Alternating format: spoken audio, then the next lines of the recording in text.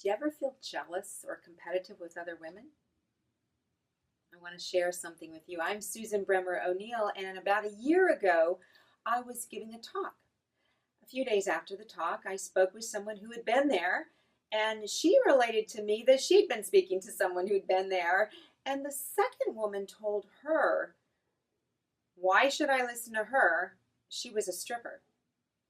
Yes, I'd been sharing my story of moving from being a scientist to an exotic dancer and relating what I had to learn and experience in order to move away from being a self loathing, isolated, really lonely, unhappy woman to that of being a happily married woman in a long-term relationship today and having work and a life that I'm really passionate about and happy with. And I was doing that in the hopes of imparting some wisdom, sharing some of the nuggets that other women might be able to use in their own lives.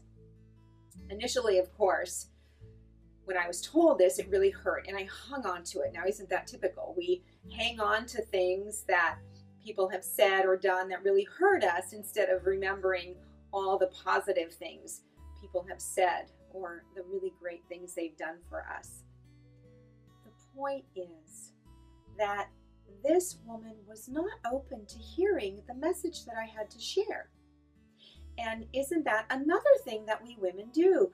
We isolate ourselves from other women out of jealousy, we stereotype, we critique. Usually what I've learned, it's because of something going on inside ourselves. When I have a negative reaction to another woman, I know that it's not something she's doing. It's something that's being triggered inside of me, and I go inside to look within so that I can continue to look for the similarities in other women. At our core, we are all the same. And when we learn how to stay open to the stories, to the feelings, to the experiences, then we not only give a gift to them, we give a gift to us. We embrace our whole being when we embrace other women's whole being, because how we interact with others is a direct reflection of how we're interacting with ourselves. We women grow through community and through sharing.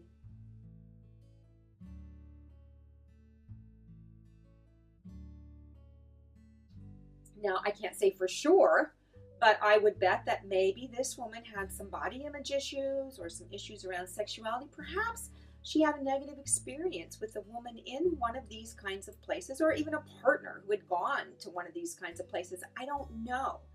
But I do know firsthand that oftentimes I set myself apart if I'm feeling fearful, like I'm not going to have enough, or that I am not enough the way that I am.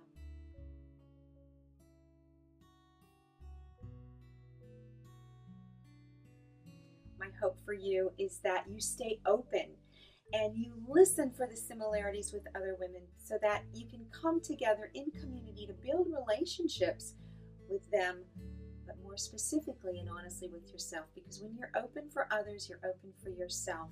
When you feel good about you, you get to build your self-appeal. And when you feel good about you, others will too.